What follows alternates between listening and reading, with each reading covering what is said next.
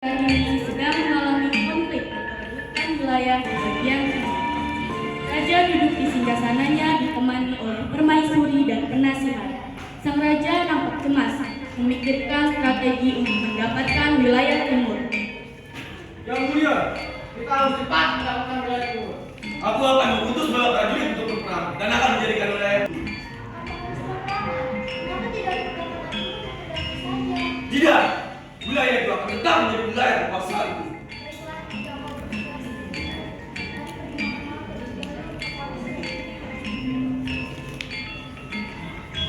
Di ruang makan, suasana sepi menemani.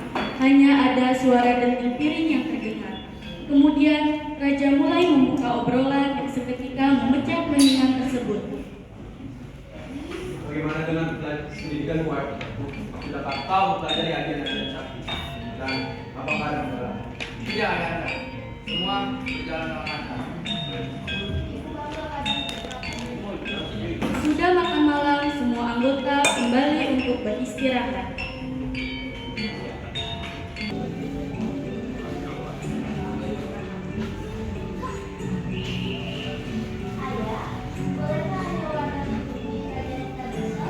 Sudah lama ya tidak berkabar.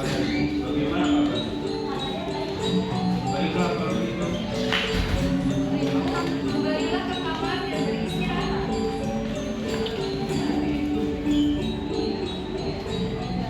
Diam-diam pun kembali ke kamar atas perintah sang ibu. Sesampainya di kamar, ia membuka kutip surat yang dikirim oleh sang kekasih di tempat yang telah ia.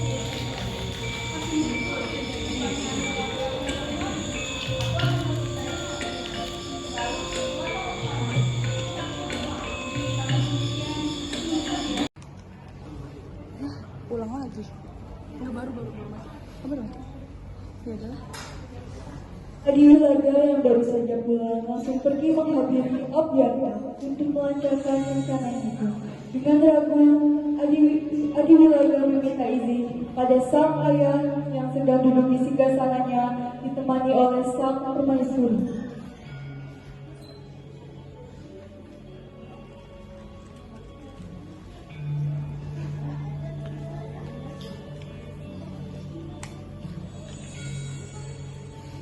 Aku mengundangmu untuk acara makan malam di kerajaan Ridwana. Bodoh. Aku tidak akan menginjakkan kaki kerajaan itu. Sang permaisuri menenangkan rajanya agar mengiyakan ajakan Adi Wilaga untuk makan malam di kerajaan Tribhuwana.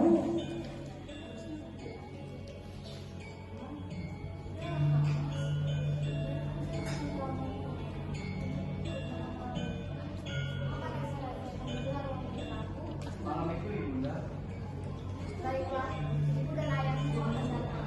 Terima kasih Ibunda. Ayahanda, aku makin bersedia. Selalu saja mengatakan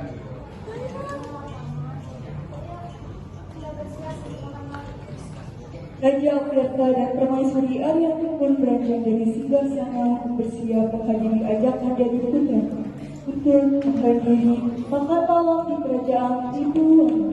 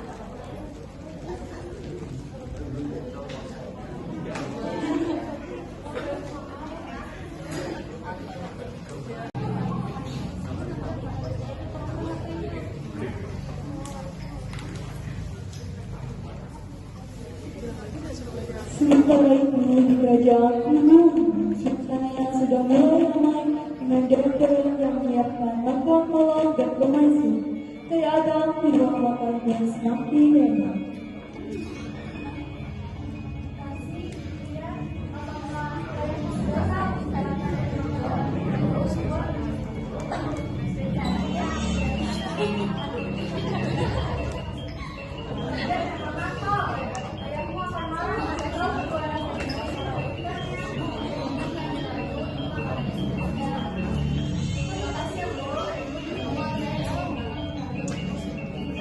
Ini gimana, Boy? Permaisuri kerajaan dan baiknya yang paling segera menyiapkan dan untuk raja, ratu, dan pangeran dari kerajaan.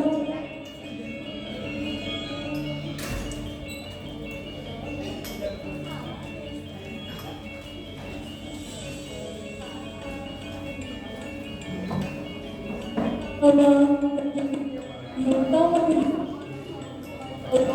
dikasih dengan nampak kebetulan Raja Windu di tempat yang disiapkan untuknya.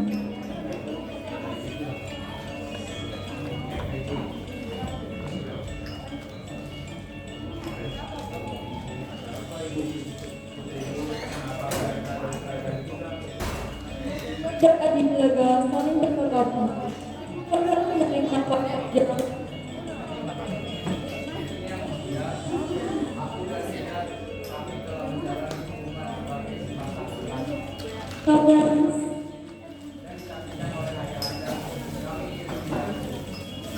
namun senyum ini tidak bertahan karena tanpa mereka duga bicara dari ayah dia lihat utara. Barangan kau ingin menikahi putriku. Tidak akan pernah menikahkan putri-putriku dengan keturunan kerajaan Mengger. Tapi ayah, Siapa? Ayo, jawab.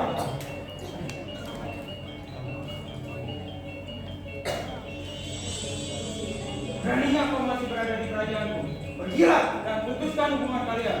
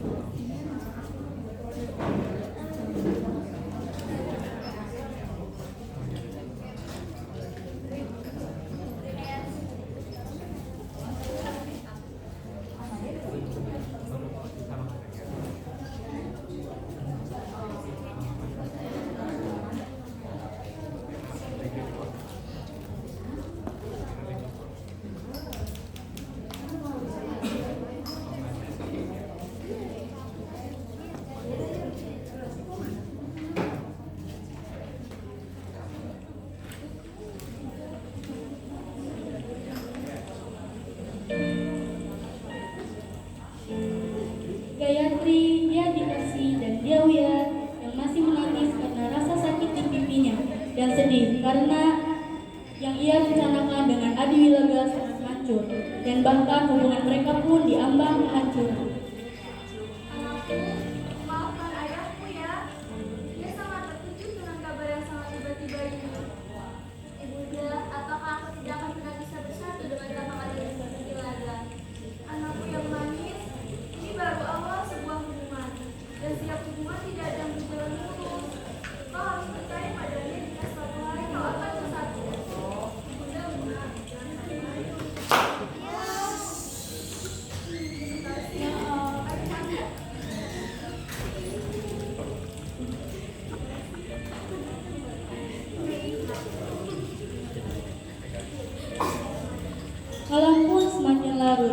hujan semakin deras. Kedua putri kerajaan itu pun tertidur. Begitu pula.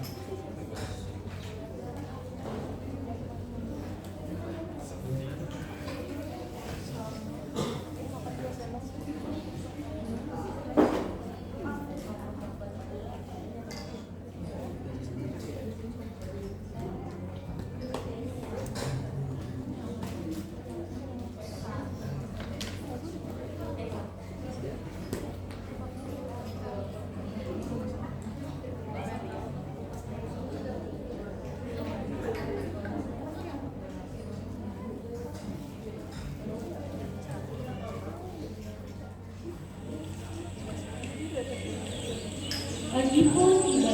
Dia melihat yang sudah ada di pendopo kerajaan duduk sambil merangkai manuk-manuk. Tak lama setelah itu, ada seorang prajurit datang menghampiri dia.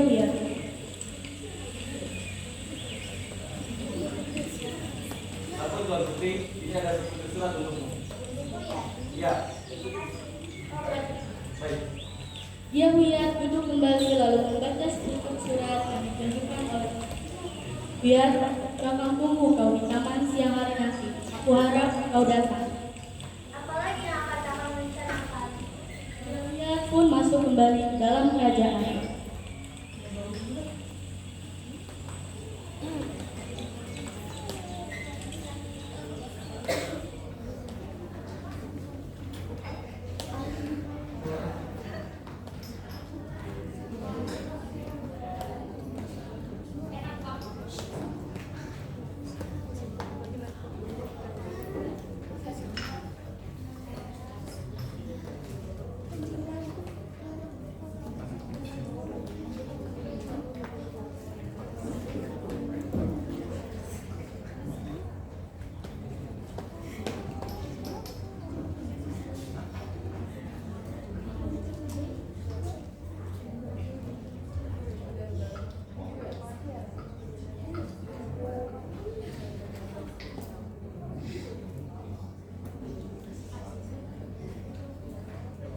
Sesampainya dia di taman, dia melihat menunggu seorang yang ia kenal, yang tak lain yang tidak bukan adalah Adi Wilaga.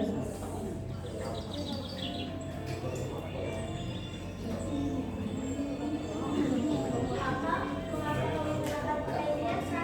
Apa yang akan rencananya bapak kata? Lihat, aku sudah menemukan cara lain untuk melakukan perdamaian. Bagaimana kalau kita kawin lagi saja? Bagaimana bisa yang aku lakukan? Ya, lihat, kalau itu saja aku. Dengan ragu, dia pun mengikuti ajakan dari sang kekasih.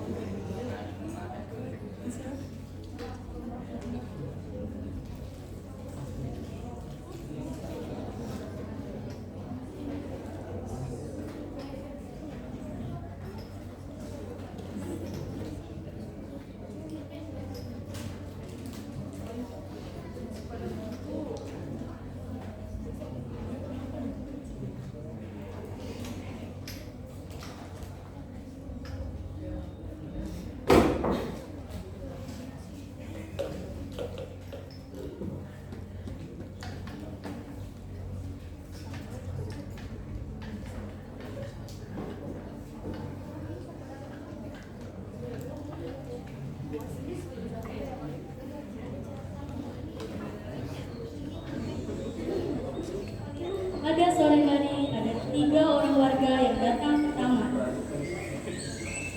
Mereka sengaja datang pada sore hari karena ingin melihat burung-burung yang berkicau indah. Hei kau, lihatlah burung-burung itu. Masa sangat enak sekali dari kami goreng. Kau saja yang makan, semuanya kau bilang enak. Sekarang aja kau berikan kau makan. Bukan ini sudah biasa dimakan oleh teman putri, tapi rasa ini pulang. Ini tidak mau, sudah. Katanya padaku akan berikan pada diriku. Rasa miskin, senang menolak emas. Kau itu sana aja yang senang. 3 warga itu pun pulang ke rumahnya masing-masing dengan hati gembira karena mendapat melihat burung-burung dan mendengar kicauannya yang indah.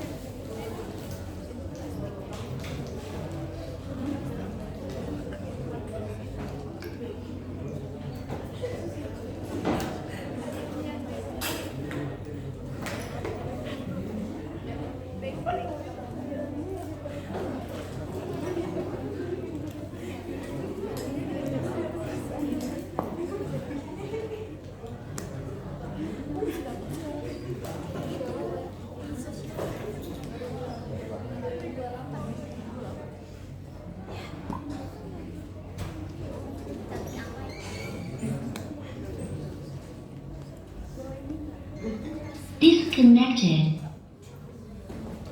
Connected.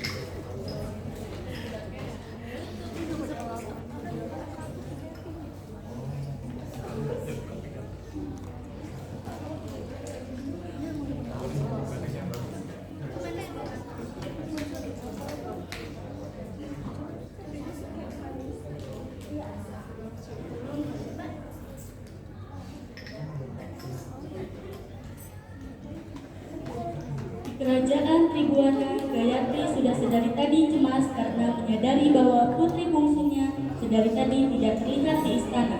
Gayatri pun langsung memanggil prajurit dan Daya untuk menanyakan di mana keberadaan putrinya. Prajurit, Daya, kemarilah. Apa yang mulia? Adakah dari kalian yang biar-biar? Kemana dia? Apa tadi? Dari tadi tidak ada di sana. Apa tadi pagi memberikan sepucuk surat, lalu apa pergi meninggalkan dan tidak melihatnya lagi?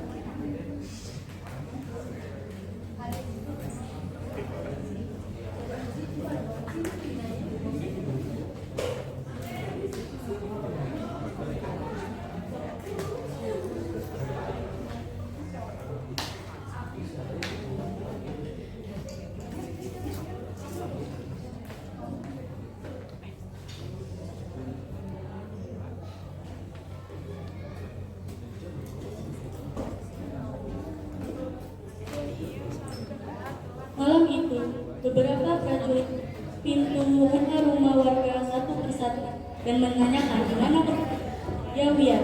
Sudah beberapa pintu mereka tutup, namun hasilnya nihil. Sampai pada pintu yang terakhir, mereka berharap agar mendapatkan informasi mengenai Yawian.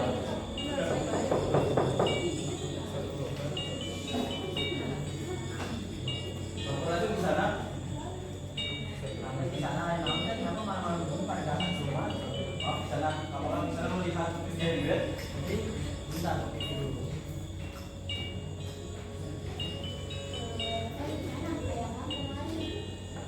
Tunggu, apakah itu gelang yang lihat? Gimana kamu menemukannya? Anu di sana sebenarnya saya nemuin ini lama sekali. Saya pikir ini belum dibuat putih, tapi sudah dibuang. Lalu saya ambil. Tapi dikasih karena mau. Ini ambil saja. Baik, terima kasih. Saya akan pergi dari kamu. Setelah beberapa saat, para prajurit itu pun pergi kembali untuk mencari Putri Yawian.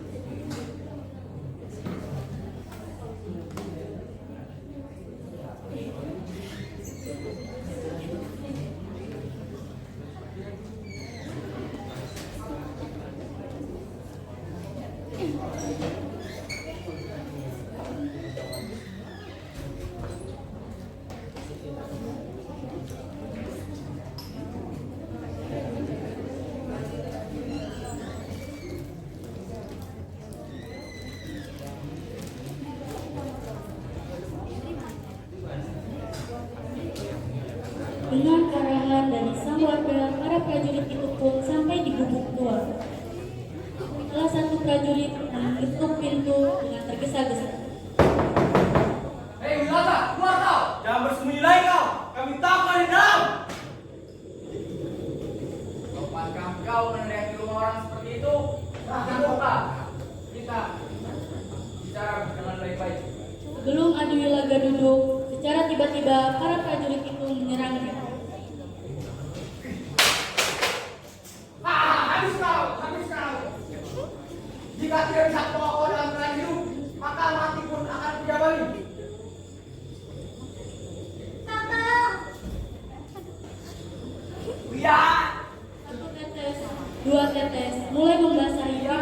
Wilaga. Tak kuasa menahan tangis ketika melihat sang pujaan mati bersimbah darah di depan mata. Dia Wiat menggenggam tangan Adi Wilaga dengan mengucap pesan terakhirnya.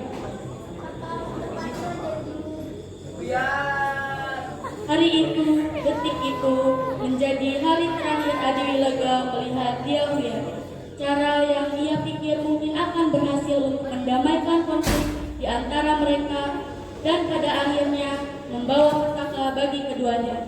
Akhir hayat dari Dia Wiat dan cinta dari keduanya hari itu menjadi saksi bisu perjuangan dari Dia Wiat dan Adi Wilaga.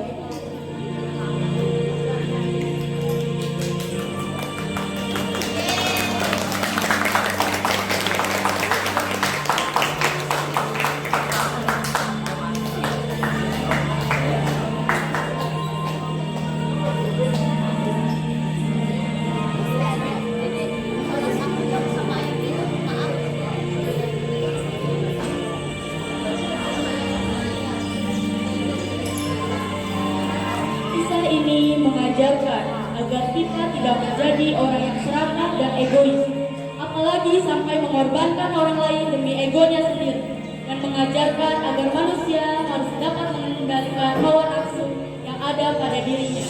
Jika manusia tidak dapat mengendalikannya, maka manusia itu sendiri akan mendapatkan masalah lain.